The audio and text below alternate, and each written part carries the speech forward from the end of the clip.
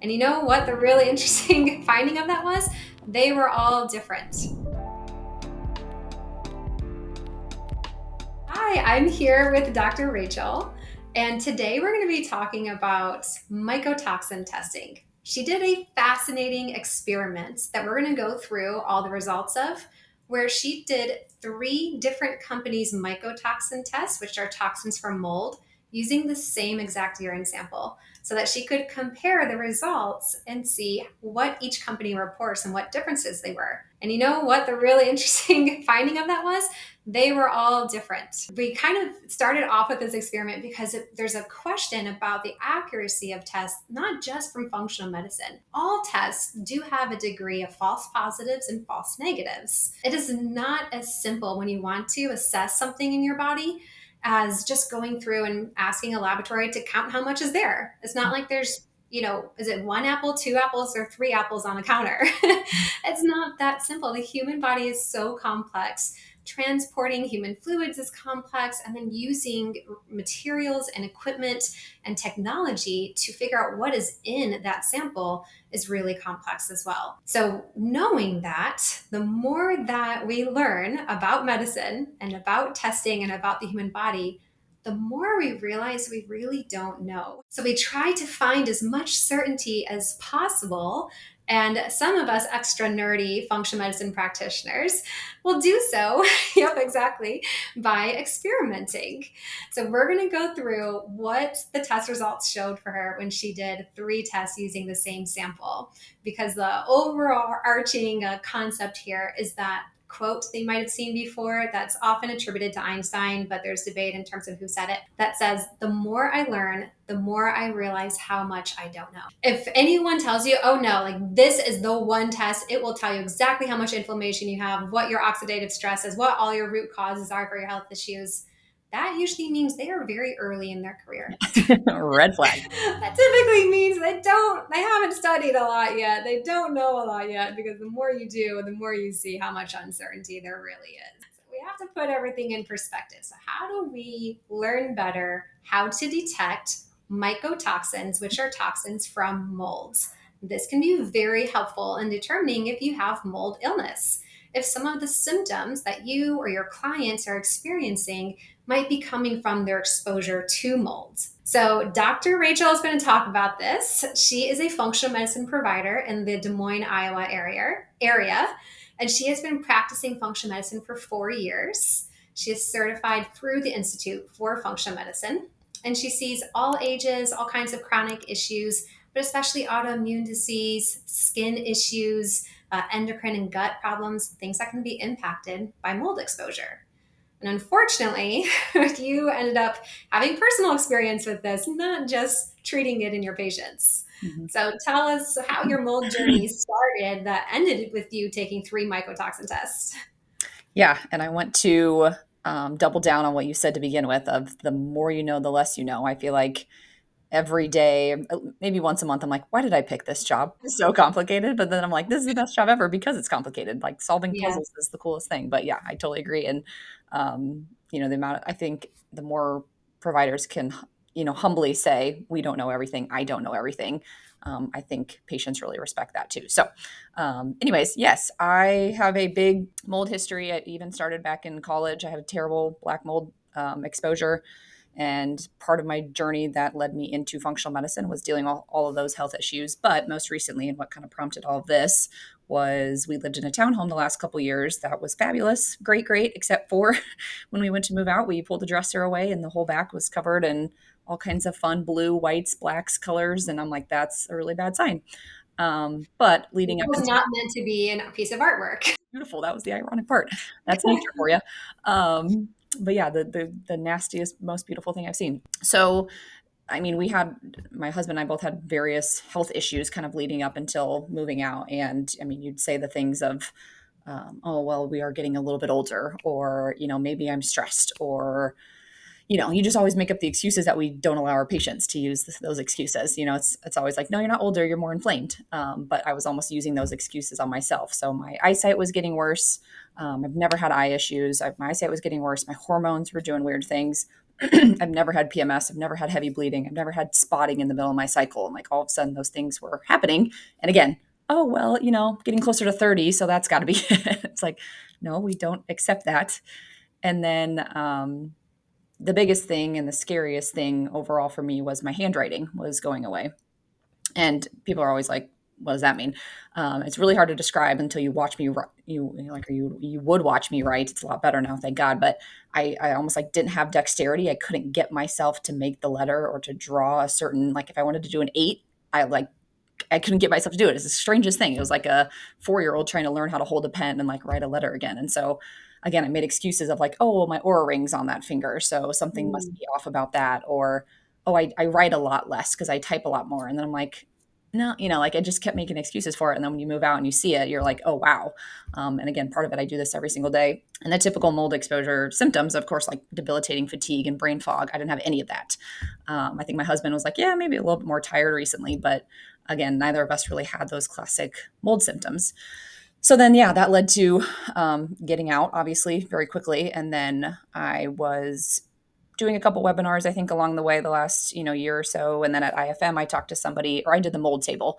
We did a round discussion there, and I did the mold table. And at that point, someone had said, at a conference for functional medicine. Yep, at the conference we were at, where we met, actually. So someone had said, I'm not doing mosaic mold testing anymore. And I'm like, okay, I've definitely been using that for my patients. What's going on?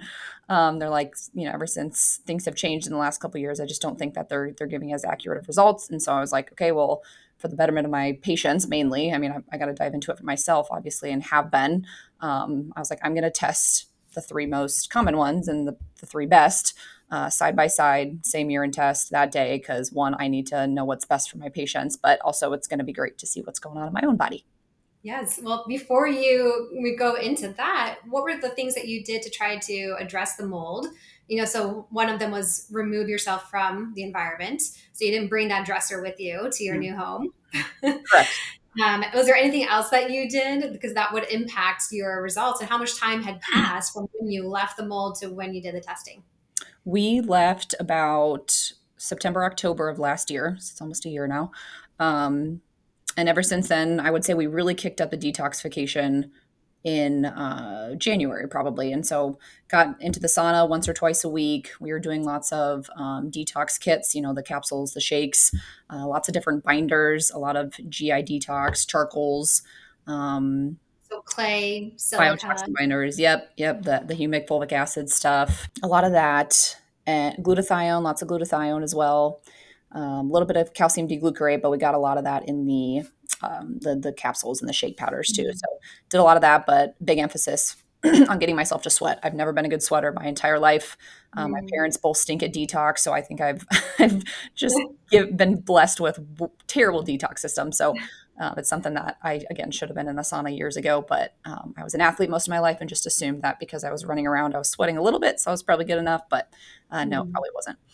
So I did a lot of that. And then from an exposure. So you were taking multiple detox products all at one time and doing that for multiple months. Yeah. And like you said, we got out of there. That's always the most important step is get out of the situation.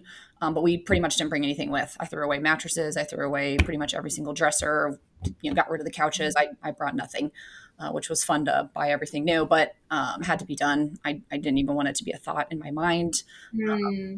Did you keep like your shoes and jackets and paintings and those kinds of things? I kept clothes and just, washed them like crazy in vinegar multiple times in a row, but also got rid of a lot of clothes where it's like, okay, we don't need these, get rid of these. But I did not get rid of everything that I wear. That was where I drew the line, I suppose. Good. I feel like anything that you can wash or that you can easily clean, that makes it a lot easier to feel like it's going to not be as toxic. Whereas something that has like inches or feet of padding that you can't really access, that makes it a little bit harder. Yeah. That's why I knew. I was like, the mattresses aren't going to stay. I mean, you could probably clean wood, but again, I was like, it's just not that easy. Yeah. So kind of got rid of everything. And then, what did you notice with all that? What do you mean? Or how did I feel? Improvements, in terms of how you felt, or any labs that you were doing, or anything like that. I hadn't done any blood work, but we had done stool tests kind of around last fall too, and there were issues there. And again, now that you look back, it's like, was it from my trip to Europe that I got parasites, or am I just really toxic and everything's able to overgrow really easily? So that was part of the equation before we started detox in January, was to try and get our gut in a little bit better spot. So that's definitely important to mention, because a lot of detoxification happens through the bowel movements and through the GI tract. And when I pulled up my stool test and there was parasites and elevated citrobacter, I was like, I got to get a little bit of this under wraps before I just start pushing things out. So we did a lot of GI work to January. And then I'd say slowly but surely handwriting's improving. It's not 100% yet. We're going to go through the mycotoxin test. That was a month or two ago, and that will show you that there's still issues. But yeah, so you did feel like the brain fog and just kind of this like neuromuscular connection. You could start to see improvements there. Yeah, and I would say hormones are completely normal again. None of that weird stuff's happening. My eyesight is improving, which is so cool. I was a little bit worried that that wasn't going to get better, and I was going to have classes here soon. So then you decided, you had some question marks brought up at the conference for functional medicine, and you're like, okay, I've been using this test. Now I'm curious about the accuracy of it. And as a good scientist, how did you perform that experiment to be able to test the accuracy? Yep. So most importantly, it was first morning void, same urine for all three tests, same collection, same urine. I mean, that's you got to take out as many variables as possible. 10 days. I mean, again, I've been doing tons of detox work. Generally, I suggest to patients do at least 10 days of glutathione. Sometimes if people have had even like farther past exposures, I'll have them do calcium D-glucarate too for 10 days leading up to it. And then if we can get somebody to sweat or do a sauna or something a couple days before, I'll do that too. And I think I had sauna, a day or two or three before that. So lots of provoking, but again, it had been going on for about 8 months, but that's again, kind of that 10 days before is what I'll have patients do. But I had been doing it for 6 months. And so I just continued the path. Gotcha. So you wanted to know, like, hey, if it's in my body, I want to be able to see it. So I'm going to use some supplementation and some sweating to help my body make sure it's eliminating it from the cells so that I can detect it when I test the urine. Correct. Because a lot of times patients just think when we test something like, oh, that's the levels in my body. It's like, well, if it's a urine test, it's what your body's excreting. So you got to be able to see it. Your body's got to excrete it for you to be able to see it. So a lot of that detox work on the front end is pulling it out of the tissues so that your body gets rid of it. So you detect it in a urine sample. So urine, again, is excretion. Just because something's negative on a urine test, especially if it's not provoked, whether it's heavy metals or mold, you can easily get false negatives, kind of like you talked about. So again, like at the beginning, there's so many asterisks behind all these different testing things, and we're doing their absolute best to figure out exactly what to do to make it the most accurate test possible. But we're always learning, hence this. This is true. And one thing to consider is that almost pretty much all testing, the ranges that are on the test were not created for provoked ranges. Yeah. So especially if you're using anything heavy duty, like some people will use chelators, things like EDTA, or DMSA, that it might show much higher. And it doesn't exactly mean that you are much higher than the general population. It just means that we're able to push out more than patients who were not doing the test provoked. So you might not always be able to use the ranges provided by the lab. You might have to kind of adjust those ranges for what you've seen in your, dozens of patients or hundreds of patients from doing provoked testing. So when you do provoked testing, that definitely requires a level of experience to be able to interpret those results. Okay, well, let's get into it then. What did you find? Well, I would say first off, Mosaic was, and again, I hate talking negatively about it, but that's unfortunately the reality that we found, was that Mosaic popped up with one mycotoxin, it's MPA, and that was it. And MPA can be used a little bit as potentially a current mold exposure. I wasn't, that far away from current mold exposure or more recent. So I was kind of like, okay, maybe. But then real time labs and Vibrant both had, multiple mycotoxins found. There's a little bit of discrepancies between the two, but there are definitely some crossovers between Vibrant and real time labs. So you wanted to come back and all three be the exact same. That was a pipe dream, clearly. And I should have known that, but you just hope, come on, just everyone be correct and we can trust everything. But something's definitely off, I would say, with Mosaic's testing, because you're missing a lot. I definitely have very elevated levels of ochratoxin on Vibrant, mild levels of ochratoxin on real-time labs, and then Mosaic, again, less than detectable, found nothing. So that's right. A huge miss, obviously, if someone does have ochratoxins. And ochratoxin is pretty much the most common mycotoxin to have for anyone who has been exposed to a water damaged building. Mm-hmm. You can have mold in your urine because you were eating moldy foods. It won't be at extremely high levels, but it could be present. And oftentimes that's not going to just be the ochratoxin. but you do see ochrotoxin as the most common mycotoxin found for moldy patients. So we would expect to see that one plus a smattering of other ones. That one's the one that's the most common underlying factor, and then you're looking for additional ones that are going on. So that is also concerning that the only one that did pop up, was not the one that you would expect most to see. Yeah, and I would say it's one of the most severe. You can agree or disagree with that, but I mean, the neurological symptoms that you see it cause is scary. And again, hence, it's like you think like, oh, you can survive without being able to write correctly. It's like, but what's going on in your brain if your handwritings go away? Like Yeah. scary stuff.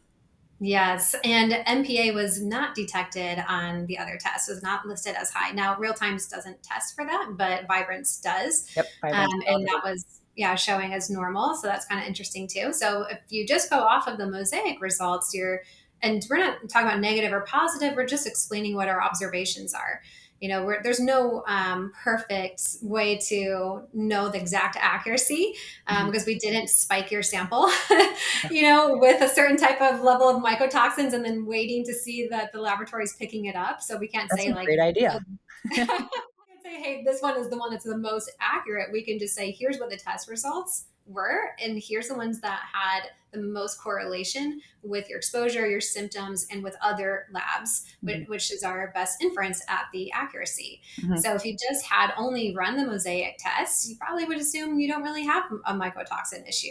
Something that you're like, okay, yeah, I've got this one mycotoxin, I'm gonna try to detox that, but it doesn't look like I have this like mold illness. I'm not this like mold patient because all the other markers were normal, and it tests for like a dozen of the mycotoxins. Yeah.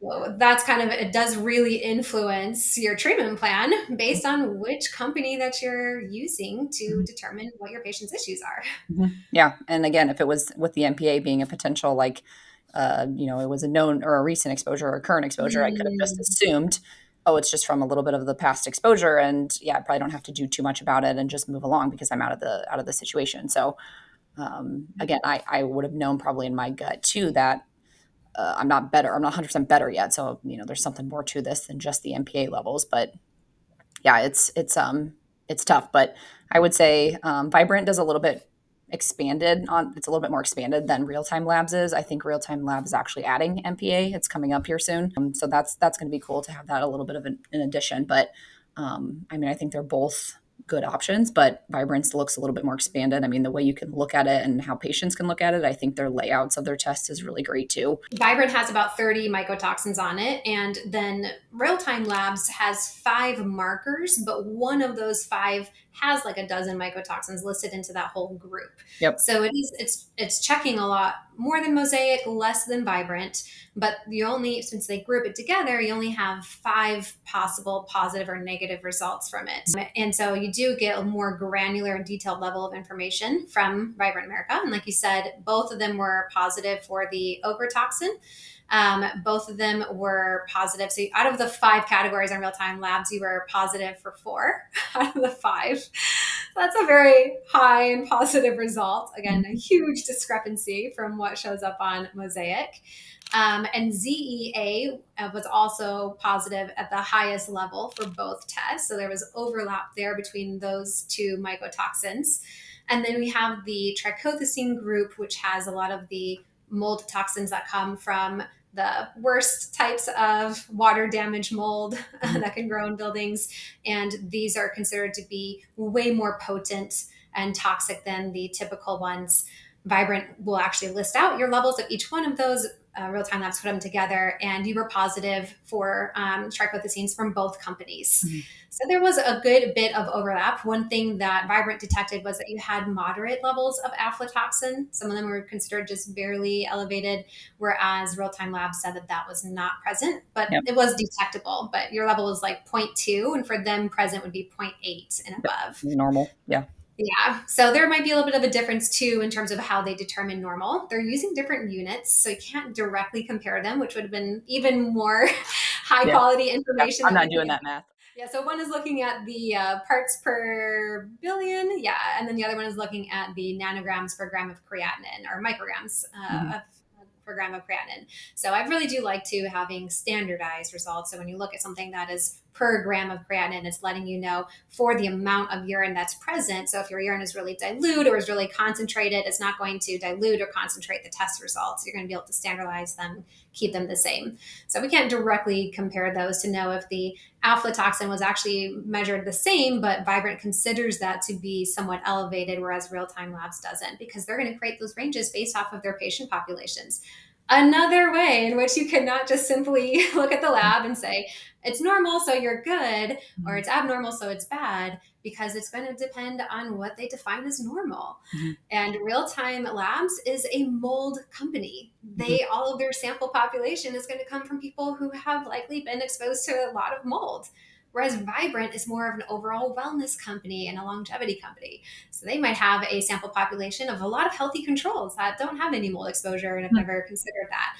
And so that could make it a little bit harder or easier to detect things, because it's just going to depend on what the company considers to be abnormal as well. Yeah, that's a good point.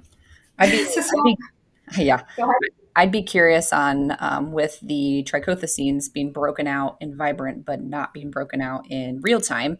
Would you do you find that as valuable information to help change your treatment plan? Or is it like, oh, if you see the trichothecenes are positive, we're working on XYZ, it's not going to change no matter which ones they show are elevated? I'd be curious what you think about that. It would be a rare situation, but it could be beneficial because sometimes you're going to have incidental exposure to mold. So there could be one mycotoxin that jumps up because you stayed in a moldy hotel or you stayed at your in-laws' house that has mold in it and you didn't know. So it can be really helpful sometimes when you know those specific numbers, because if there's, say, 3 out of the 10 trichothecenes that this person had been exposed to that you're trying to knock down, and then they get exposed to an additional one somewhere else, and that jumps it up a little bit, you could look at the repeat test and be able to see, oh, these ones that we've been working on have come down. Okay. And this new one has come up. So it's probably a new exposure, but we know that we're making progress on what you had been exposed to. Yeah, absolutely. I think that's just one example, but in general, the more information we have, the better. But we won't always need that information in every case. Right. Yeah, absolutely. Good point. Yeah. So, with Real-Time Labs, you are using a company that has probably more clinical correlation. It's trying to create those ranges based off of patients that really do have significant mold exposure, because that is all that they do. But you do get better quality information, it seems like, from Vibrant's test, because there's more mycotoxin results and it's more granular level of data. Yep. Yeah, I would agree. So what are your takeaways? After you saw these results and you realized, oh, shoot, I've got, high levels on these 2 tests anyways, and I've done all this detox work already, I'd imagine that'd feel a little defeating. And so I can imagine some people being like, oh my gosh, what if the test that I was cleared for on mold and it was just really not a great test?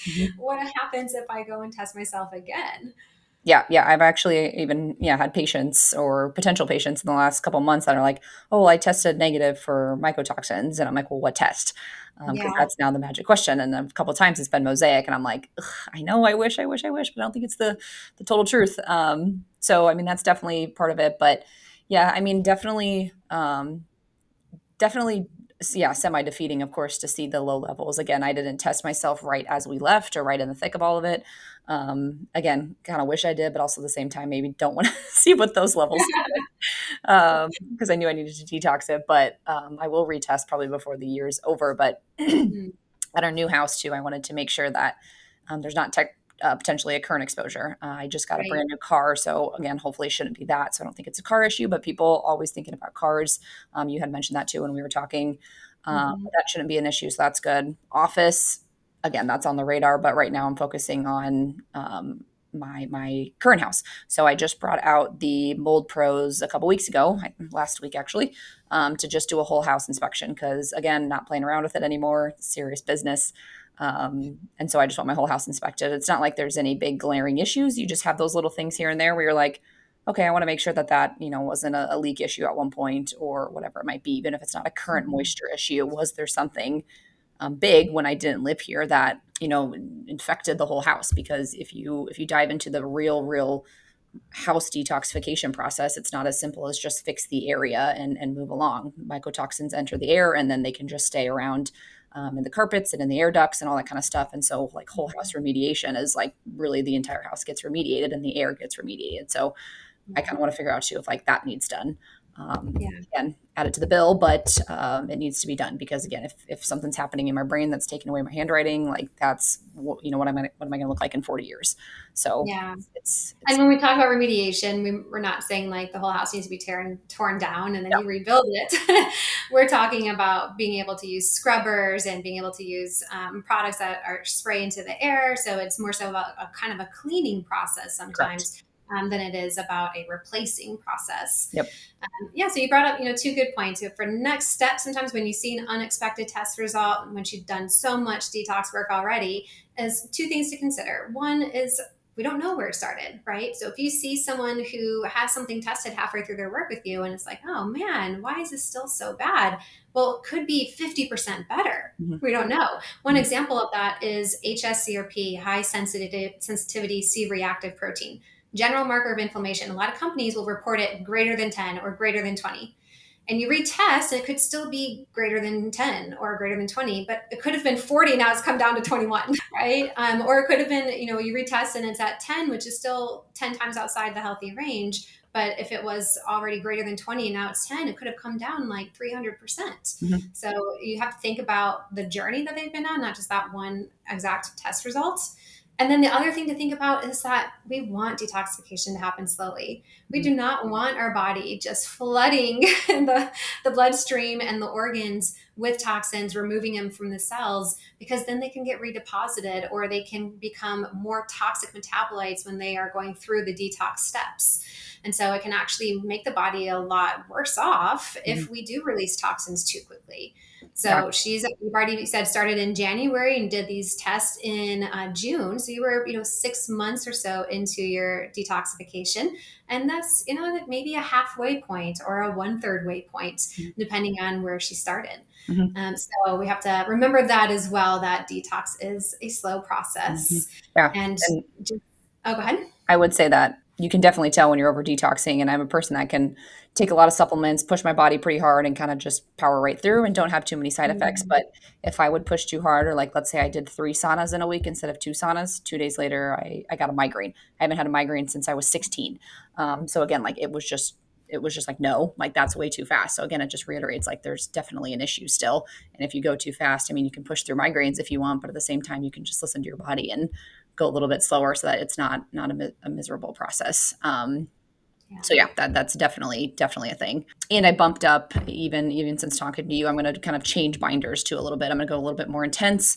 Again, I think the body's ready for that. It's clearly, we're not done yet. So I'm bumping up, going more towards the carboxy instead of just biotoxin binder. Again, if you dive into CellCore, that's a lot of that. And then you had mentioned too, maybe even some more activated charcoal. I take a lot of the GI detox, which has activated charcoal in it, but adding activated charcoal individually at higher doses, I'm going to start doing a little bit more of that too. And yeah, I'm going to try and get to 3 saunas a week instead of 2 without the migraines. And again, that can be already that's a symptom improvement, potentially showing you that the body is obviously less toxic. So we'll kind of use that going forward too. Right. Yeah. And you can always ease into those things. And we can always, pare back during certain weeks in which your body's not going to be constant, right? So there's some weeks where it can handle that higher level of detoxification, some weeks where it can't handle it as much. And menstrual cycle could impact that. Your stress levels, were you around someone with an infection? All of those kinds of things will impact it as well. And I wanted to highlight when we look at our test results, this again applies to so many other different things. And one example of that is tick-borne testing. You can show up negative on a Lyme disease test, and you actually do have Lyme disease. And you just have to use a different type of a company that uses different types of equipment in order to detect that. You can show up negative on an ANA panel, for example. So your ANA for your anti-nuclear antibodies to check for kind of overall autoimmune disease can be negative using an IFA panel, but there are other panels like the Bioplex that can detect it like 3 years earlier. And so this happens within conventional medicine, within functional medicine. It's not something that's wrong per se with a specific company. It's just complex. and everyone's equipment's going to have just different levels of sensitivity and specificity and being able to detect the markers. The one that I learned this lesson the earliest from is food sensitivity testing, where I'd have patients come in and we would try to follow the results because they had done a test before they came to see me, and it just had no correlation whatsoever with their symptoms, and it didn't lead to any improvements when we used it. But the company that I was using would lead to clinical improvements. And I was like, so does food sensitivity work or not? Right. I would go and do the research and find out, oh, it's really dependent on what the company is using for the food samples and how they are scoring the ranges and all these different things. And so I have another video talking about an experiment I did where I ran 3 different food sensitivity tests all at the same time.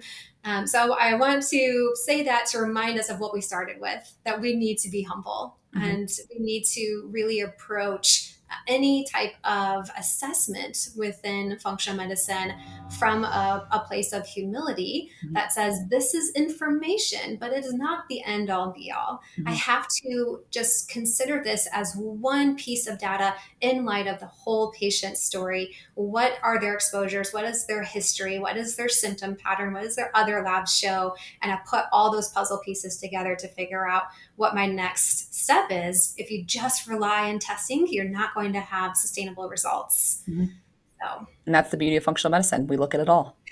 Yes, exactly. But yeah, like I said, patients appreciate, I think, when you're humble, they read right through when people are, saying when they're overly confident or they're maybe even telling lies. So patients definitely respect when you're humble about everything, I think, too.